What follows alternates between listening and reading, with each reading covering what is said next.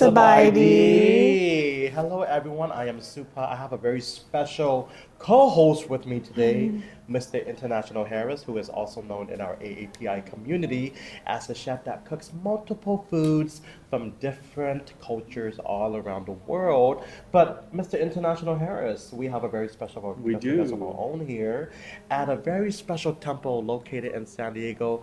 Miss Emily, can you please introduce yourself? My name is Emily Somkitpon Songkam. I'm the founder and executive director of Dok Kulap Sinlapakon. I've started dancing since I was 4 years old, and I performed here at this temple, Wat Lao But Haram, at 8 years old. Emily, being 8 years old and coming into your culture, learning about your Lao culture and trying to find your identity in this community, was it the support of your parents that pushed you into learning your culture, or did you have to figure this out on your own? I think definitely they encouraged me, because at home we would watch Lakhon Thai, or we would watch, I'm not really quite sure what it's called, but they're like singers in Laos and they dress with Molam Luam. Molam Luam. And that was where it all started, because I saw the dancers and I saw the outfits, and I told my mom, I was like, I want to do it. And so she was like, okay, and we shopped at a local store in San Diego, and she's not around anymore. I think her daughter's name is Sarita. She is the one that also kickstarted off my career, because her store was the only place that was selling clothes, jewelry and stuff, and my mom would go buy CDs and everything there for me. And I know that, growing up from the roots of being Khon Lao, and I'm assuming your parents were born overseas in Laos? Yes, they're actually refugees from Laos. Okay, so that makes you second generation Lao. Yes, here that does. In America. Yeah. So you were born and raised here in California? Yes, in San Diego. In San Diego. So, in the AAPI community, when you're second generation, you are going to have to learn about the traumas that your parents been through as refugees. Yes. So what was your first interaction with learning that about their story and how they got to America? Honestly, I think when I started questioning it was in high school, because I was curious and I was learning history, and I was like, wait, how come we're not mentioned in the books? Right. So the only thing I saw was our country in the books, and that was pretty much it. So I started asking questions, and I was like, how did we get here? How did you get here? And my dad told me, well, I had to travel alone, and he was going through like the jungle, and in the movie First They Killed My Father. Yes, the Cambodian. It was exactly like that for my dad. Wow. But instead of being caught in like camps, he was just able to move around them. Whatever they asked for, like his watch, his jewelry, his clothes, he had to give them, everything he had, so that way he could survive. Amazing. Yeah. And I know the youth here in America, as I'm also Cambodian Lao Thai, and I was born here also, and when I was first growing up, I had to learn how to be Asian, because I was growing up with other friends who were not Asian. Yeah. And there was identity crisis as I was growing up. Did you have to deal with any of that? I think identity crisis, I knew who I was, and I think I was very comfortable with that. I think one thing that bothered me that everyone can relate to is bringing homemade food to school. Yes. And then, eating it at school, and people are just like, ooh, what's that smell? And I'm like, it's that good stuff. Like, you want some? It's really sad, because I actually conformed to my friends, because I would bring like noodles and I love me YY. Oh, me too. So I would just make that or eat it in crunches, and my friends would be like, me why too. are you not eating potato chips? You're eating this weird noodle cracker. Because I just eat it dry. It's like my snack. Yeah. But I conformed because of and I was born in the 80s, right? The late 80s. So when I had to learn how to conform and feel comfortable growing up in a society, because my parents were also very traumatic from their experiences, and they didn't know how to overcome it or explain why they were shy, why they weren't able to interact with, a lot of the parents come to school and they do a lot of different activities with schools, right? My parents stayed away. Same. So there was some trying to figure things out. Yeah. And so when it comes to your language, did you grow up speaking Lao first or English? My first language was actually Lao, believe it or not. Really? Yeah, it was very crazy, because I went to elementary school and they were like, she's kind of lacking in English, we might put her in ESL. they were like, she needs to practice more English. You need to read to her more, speak to her more, practice having her like reiterate numbers and words and stuff. So my siblings had to help me with that. Wow. Yeah. And you know, the youth in our day and age, they cannot speak most of the time, cannot speak their roots. So for you, being able to speak Lao around your parents and having to navigate, you know, you said ESL, which I was in ESL too because I was figuring out all these different languages, Yeah. Thai, Khmer, Lao, Yeah. like confused, right? So for you, what would you have to say to all the youth out there that, you know, in case, because I remember I had a friend in college who was like, no, I'm whitewashed. Oh. I don't speak that language. Yeah. Oh, I don't know that language. Do you feel like it comes from a kind of trauma where they want to fit in to a certain crowd? I think it can, but one thing I do want to say is just because you don't know the language right now doesn't mean you can never learn later on. And so I would say don't feel ashamed and don't feel less Lao, less Thai, less Khmer just because you don't know the roots of your language. It's totally okay. But know this, it is never too late to begin now to learn about your roots, where you come from, the language, the outfits, and everything. Emily, you're very wise at a young age. Thank you. But before I get into your dancing portion, I also want to know, have you been overseas to your country of root? Yes, I've gone twice. Each time I've gone for about 6 to 7 weeks. And I'm going again in January for 6 Really? weeks. That's coming up. That's right around the corner. I Yeah. hope you bring me back something. I will. That would I be really definitely nice. So when you got there, did you have any culture shock of any kind, or were you already familiar with the whole environment? Gosh, it felt really nice. Good. It felt like home more than it felt like home here. I think as a Lao American, it just feels nice to be back here because, you know, we have Mexican food, we have different opportunities for work. But when I go back to Laos, it feels more chill, everything's slow paced. Nobody's really rushing to get everywhere because, you know, you live in the city. So it's like everyone's like hustling and bustling to get everywhere and getting money and all the time. Right. Yeah. And you know, Harris, you're also second generation born here in America. You embrace the culture very much as we do, really promoting the food and the history. How was it for you when you went to Laos for the first time? Same thing as Emily. I just went there and I was like, holy crap, you get like this sense of belonging. Right. You have like this goosebump. Like there's something in the air. Like when you go in there, the red dirt road, I'm like, oh Yeah. shit, I travel. Oh, excuse me. Excuse my language. I traveled back in like the 90s or the 80s. Yeah. Or something. It was like, wow, you know, everybody like doesn't look you in the eye when they walk. Like they don't bother you. You know, Yeah. like everybody's so quiet and to themselves. You know, it's very slow paced, like she mentioned. Well, you guys, I went to Thailand for the first time, When? 2022. Oh, okay. So I went there. My brother Pikanong, he was like, let's go. He took me to the countryside. So I was like, what's the Unai Hong Nam? Yeah. And he's like, over there. I'm like, over where? Over there. And I look into the room, like, there's no toilet. He goes, no, it's that hole over there. Yeah, It's in a circle. I've used the toilets like that And too. I'm talking about splatter. Oh. That's all I'm gonna say. People can assume over there in the cameras. We don't want to say in the temple, but it was quite and then I had a big old lizard jump on my chest when I was sleeping. No. And I was like, ain't nobody. What is that? I looked at my eyes were like this. Bro. I was like this. Oh. And then it went like this. Like it was a weird sound. Yeah, it was so weird, and I flickered it off. Oh my gosh, Yeah, you're it was brave. really You're brave. So, you know, for me, I did feel I was home in a way, but I was also foreign to the language because I couldn't speak it as clearly as the natives. Yeah. But it made me want to explore more. 'Cause Right.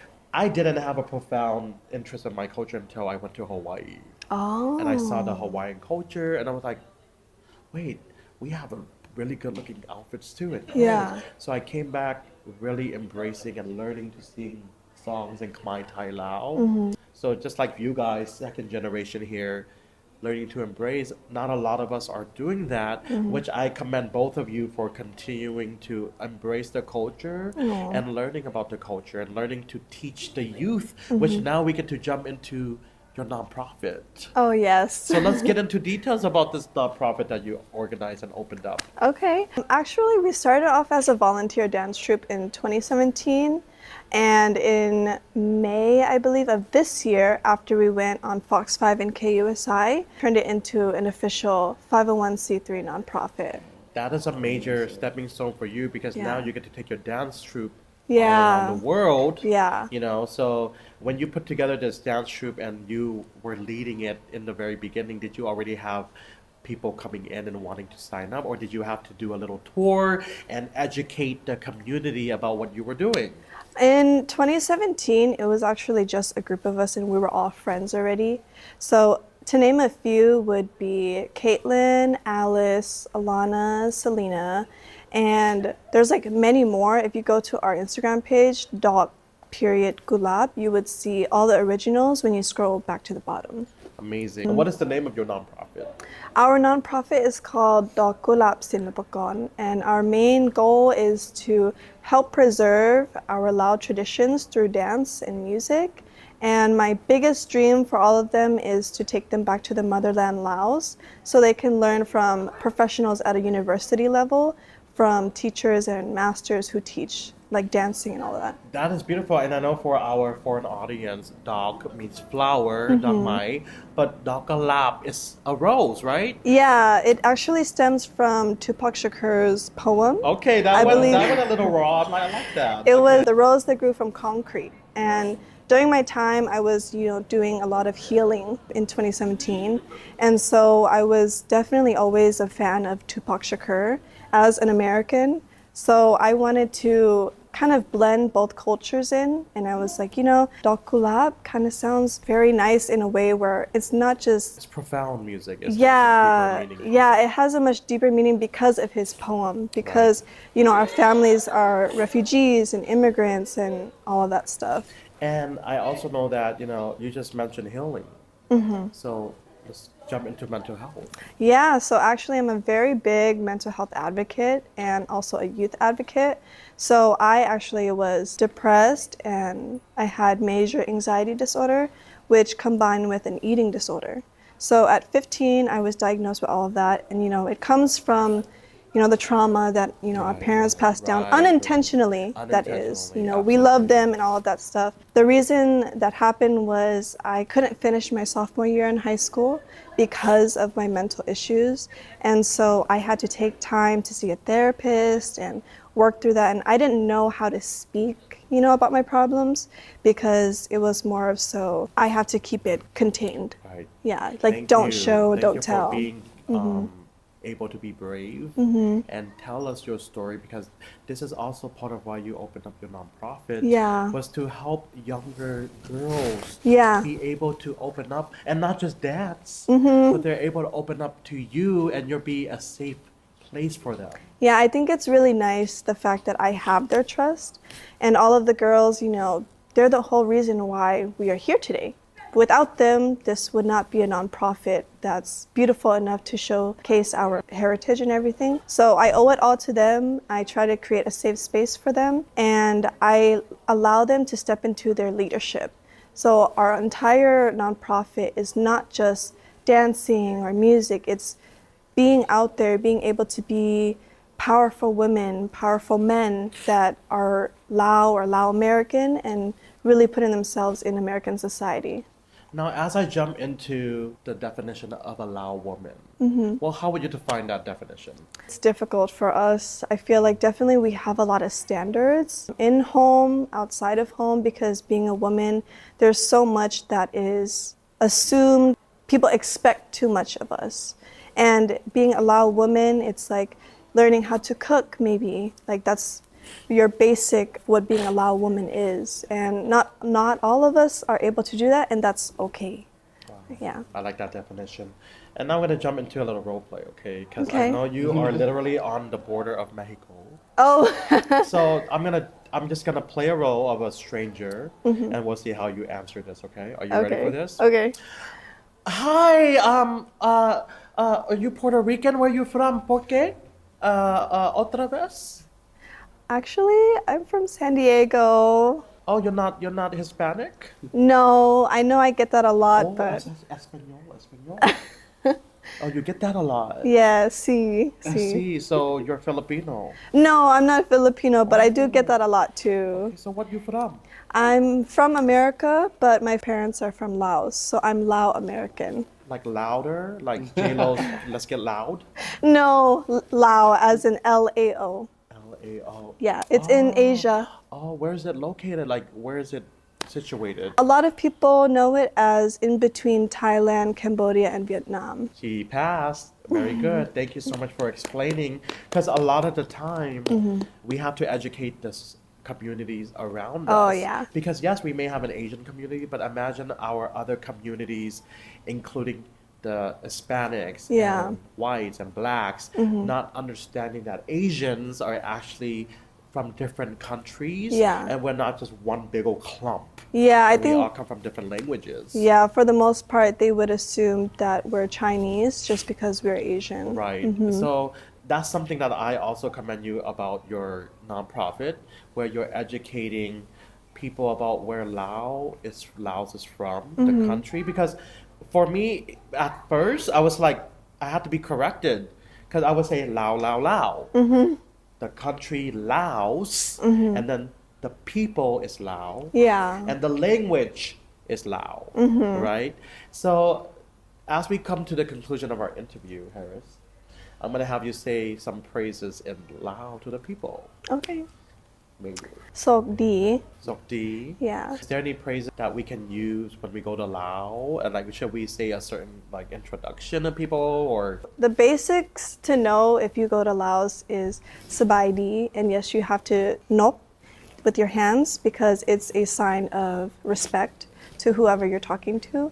And you can say khop chai, and that means thank you. And sabai di is hello. You're very wise beyond your age. What an honor to have you here on the show. Thank And you. I'm going to ask you, you did a project with Mr. Harris I International for the did. first time. I know. So what was the whole process like? I don't know. He just messaged me on TikTok Yeah. and he was just like, hey, you know, like, you want to do this? I'm making a song. And I was like, yes. I was actually going through a mental breakdown, but like. Were you? I was, because college is so hard. And I was talking to him and I was like, you know, this is good for me because I really needed something positive in my life at that moment. And he messaged me about, a month ago? Yeah. And we had practices about every week.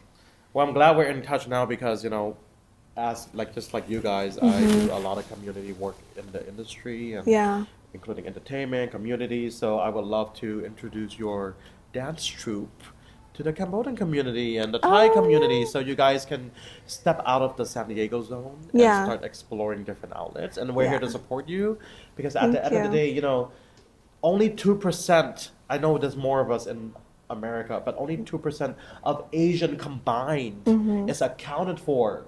So we need to really uplift our AAPI community and to show that it's okay to be who we are. Yeah. We don't have to change yourself for anybody. That's true. I used to be so embarrassed, Harris, when I would go to college and my name is Sopana.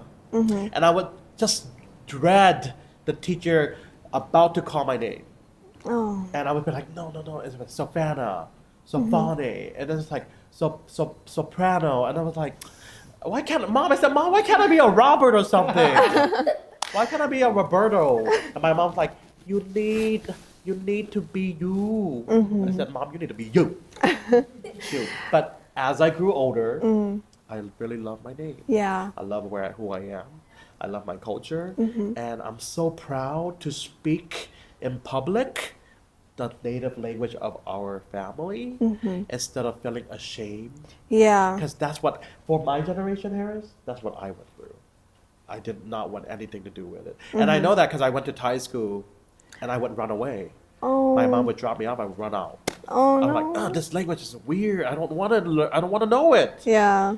But because my grandma passed away, I learned to remember her through the way she cooked her food, the way she spoke Thai, Yeah. the way she cared, and that's what I held on to. Yeah. And as we That's get older, beautiful. and I encourage you you're so young, Yeah. but you're very smart. Thank And now you know you. you have two big brothers to count on. I do, We're and I'm not just thankful. here to do this project, but we Yeah. are here to extend an arm and to let you know that we're also here to support all your dreams. Thank you so much. Absolutely.